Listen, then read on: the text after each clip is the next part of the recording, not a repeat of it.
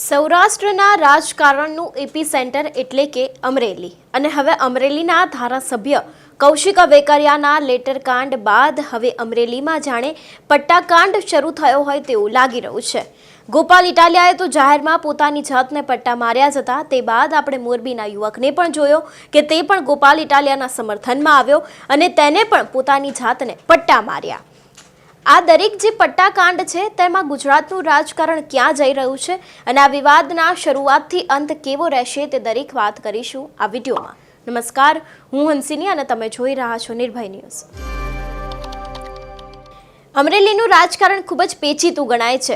અત્યાર સુધી નિર્વિવાદિત ચહેરો એટલે કે કૌશિક વેકરિયા જે ભાજપના ધારાસભ્ય છે, પરંતુ હવે આ જ ચહેરો વિવાદમાં આવ્યો છે અને આ ચહેરો એ રીતે વિવાદમાં આવ્યો કે કદાચ કોઈએ વિચાર્યું ન હતું કે એક લેટરકાંડ ક્યાંથી ક્યાં વિવાદને લઈ જશે।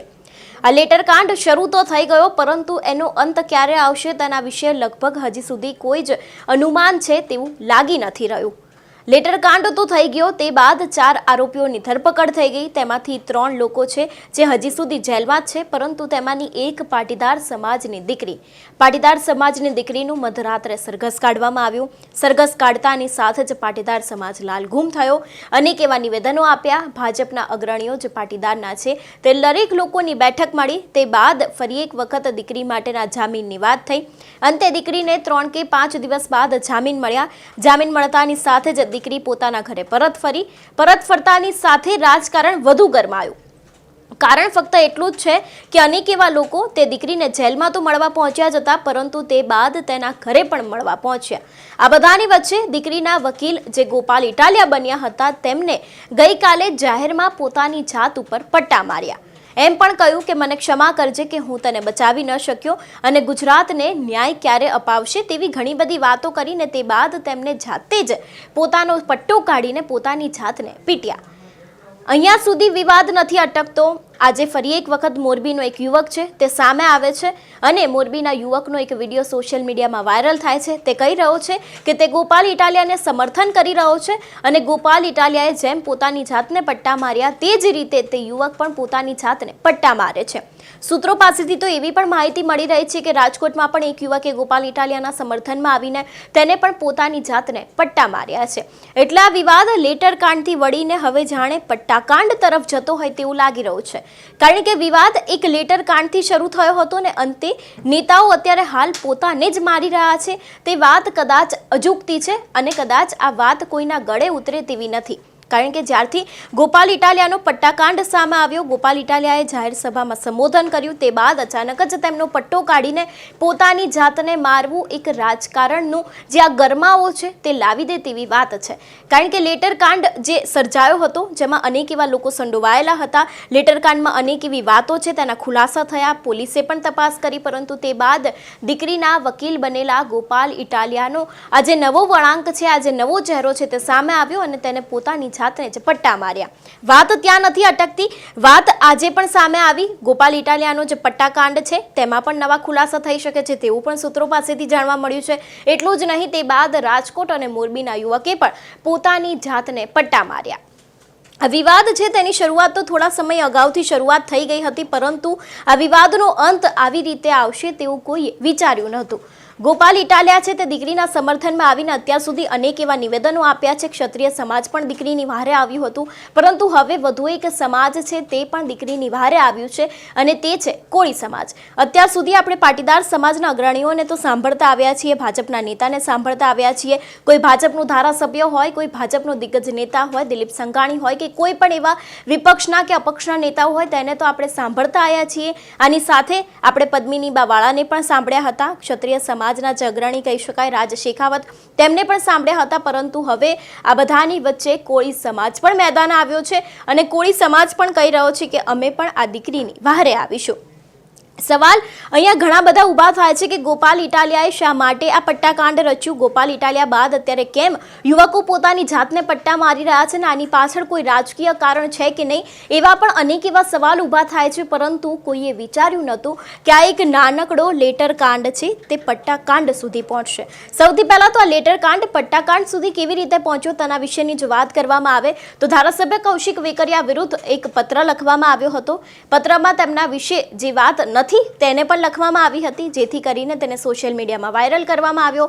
તે બાદ પોલીસે તપાસ કરી તો ત્યારથી ખબર પડી કે આની પાછળ કોઈ 4 લોકોનો હાથ છે. તેમાંથી 3 જે આરોપી અત્યારે હાલ જેલમાં છે એ અને તેની સાથે જે પાટીદાર યુવતી છે તે આ લોકોનું સરઘસ કાઢવામાં આવ્યું, વરઘોડો કાઢવામાં આવ્યો. તે બાદ પોલીસે તપાસ કરી આ સમગ્ર વિવાદ છે તે પાટીદારની દીકરી તરફ વળ્યો. પાટીદારની દીકરીને લઈને દરેક લોકોએ નિવેદન આપ્યા, એક બાદ એક નિવેદન આપતાની સાથે જ રાજકારણ છે તે ગરમાઈ ગયું અને સમગ્ર વાત પાટીદાર દીકરી તરફ પહોંચી ગઈ. એક બાદ એક લોકોએ પાટીદાર દીકરીના લઈને નિવેદન તો આપ્યું, પરંતુ તે બાદ તેને જેલમાંથી છોડાવવાની વાતો કરી. દીકરી છૂટી ગઈ. તેમાં કોંગ્રેસના જેનીબેન ઠુમ્મર આવી ગયા, દીકરીના વકીલ બનાયેલા ગોપાલ ઇટાલિયા આવી ગયા, પરેશ ધાનાણી આવી ગયા, અનેક એવા દિગ્ગજ નેતાઓએ આ દીકરી નિવારે આવ્યા. જોકે તે બાદ 2 દિવસ પછી દીકરીએ એમ પણ કહ્યું કે મને પોલીસે પટ્ટા માર્યા હતા, ત્યારથી જ આ પટ્ટાકાંડ છે તે શરૂ થયો.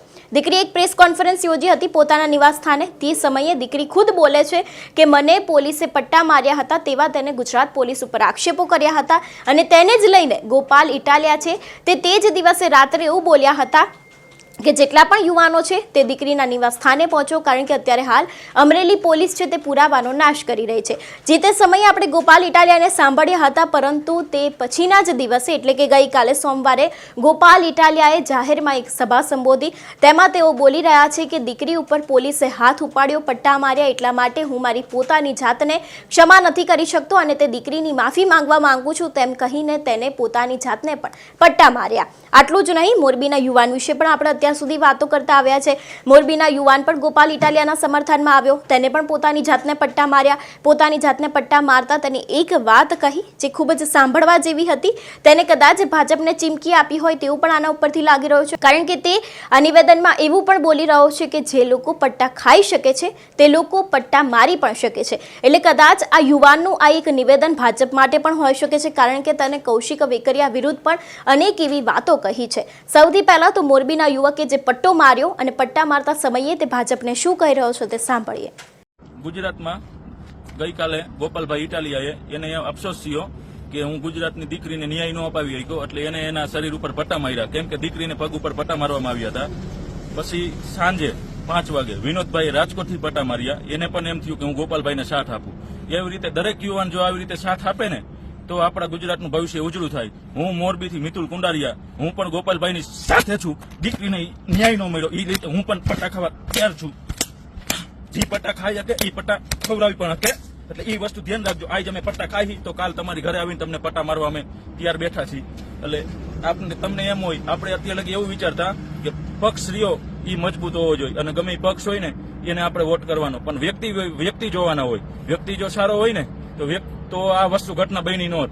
આપણે અત્યારે સારો પક્ષ જોઈને વ્યક્તિને નજરઅંદાજ કરીને મત આપતા, એ જરૂરી નથી. વ્યક્તિ મહત્વનો હોવો જોઈએ. અમરેલીમાં આ જગ્યાએ પરેશ ધાનાણી સાહેબ હોત ને તો આ ઘટના ન બને. એને સાચું શું ખોટું શું એને એનું ભાન છે. આ કૌશિકભાઈ વેકરિયા ભાન ભૂલ્યો છે. અત્યારે એ તમે હવે માપમાં થઈ જાવ તો તમને મજા આવશે, નકર હવે અમે ઘરે આવીને જી માણા ખાઈ શકે ખવડાવી પણ શકે. सरफरोशी की तमन्ना अब हमारे दिल में है, देखना है जोर कितना बाजुए का दिल में है. वक्त आने दे बता देंगे तुझे ए आसमां, हम अभी से क्या बताएं क्या हमारे दिल में है. મોરબીનો યુવક મેદાન આવી ગયો, ગોપાલ ઇટાલિયા મેદાન આવી ગયા, પાટીદાર અગ્રણીઓ મેદાન આવ્યા, ભાજપના નેતાઓ મેદાન આવ્યા. હવે આ બધાની વચ્ચે ક્ષત્રિયો તો મેદાને આવ્યા જ હતા તે દીકરીના ભાઈ બનીને, પરંતુ હવે કોળી સમાજ પણ મેદાને આવ્યો છે અને કોળી સમાજના લોકો આ દીકરીને લઈને શું કહી રહ્યા છે હવે તે સાંભળીએ. મારું નામ કોલી રાજુ સોલંકી, વીર માનદાતા કોલી સમાજ સંગઠન અધ્યક્ષ ગુજરાત રાજ્ય.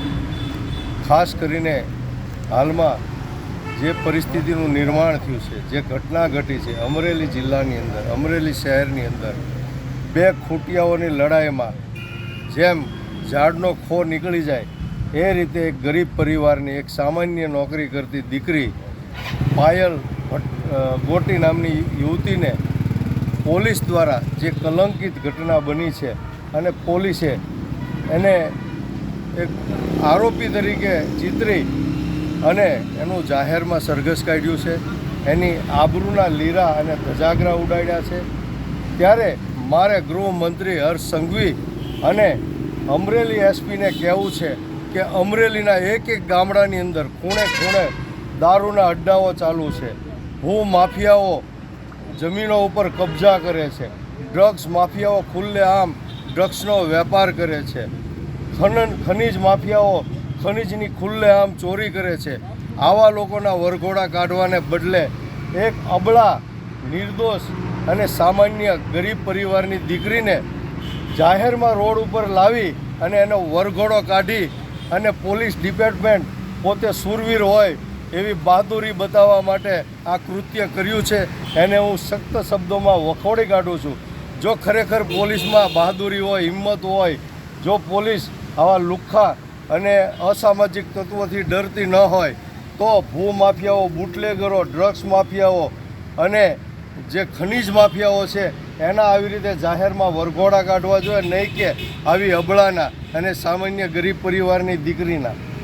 મારે એટલું જ કહેવું છે કે આજે કોળી સમાજ ભેગો થઈ અને એસપીને આવેદનપત્ર આપ્યું છે, કારણ કે આ દીકરી માત્ર પટેલ સમાજની નથી, પરંતુ આ દીકરી 18 વર્ષની દીકરી હતી. આ દીકરી માત્ર અમરેલી જિલ્લાની નહોતી, પરંતુ આ દીકરી સમગ્ર ભારત દેશની દીકરી હતી.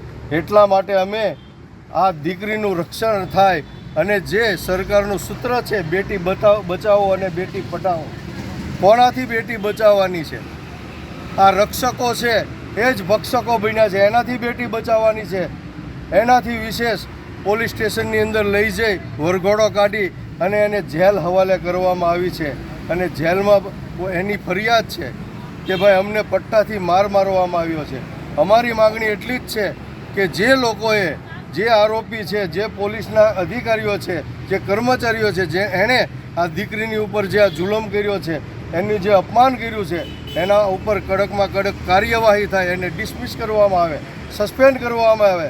અન્યથા 2 દિવસની અંદર અમે ગાંધી ચિંધ્યા માર્ગે આંદોલન કરીશું. હવે આજે લેટર કાંડ પટ્ટા કાંડ સુધી કેવી રીતે પહોંચ્યો તેના વિશે તો વાત કરી જ, કારણ કે એક બાદ એક સમાજના લોકો છે ત્યાં દીકરીની વહારે આવી રહ્યા છે. આ બધાની વચ્ચે સવાલ અહીંયા એક એ જ ઊભો થાય છે કે સૌરાષ્ટ્રનું એપી સેન્ટર અમરેલી ગણાય છે. જો અમરેલીના રાજકારણમાં કોઈ પણ નવા જૂની થાય તો તેની સીધી અસર ગાંધીનગર સુધી પહોંચતી હોય છે. તેવા અનેક એવા કિસ્સા અત્યાર સુધી આપણે જોતા આવ્યા છે. આ બધાની વચ્ચે નિર્વિવાદિત ચહેરો જે કૌશિક વેકરિયા ગણવામાં આવે છે, તેમના ઉપર હવે વિવાદોના જાણે લિસ્ટ લંબાયા હોય તેવું લાગી રહ્યું છે. આ બધાની વચ્ચે અનેક એવા સવાલો ઊભા થાય છે કે આજે નિર્વિવાદિત ચહેરો છે તે વિવાદમાં કેવી રીતે આવ્યો, લેટર કાંડ પટ્ટા કાંડ સુધી કેવી રીતે પહોંચ્યો અને શું આગામી દિવસોમાં આના જ કારણે રાજનીતિમાં કોઈ નવો ગરમાવો આવી શકે છે કે કેમ તે પણ હવે આગામી સમયમાં જોવાનું રહેશે. તમને શું લાગે છે આ વિષયને લઈને અમને કમેન્ટ કરીને ચોક્કસથી જણાવજો. તેની સાથે જ અમારી ચેનલ નિર્ભય ન્યૂઝને લાઇક, શેર અને સબસ્ક્રાઇબ કરવાનું ભૂલશો નહીં. નમસ્કાર.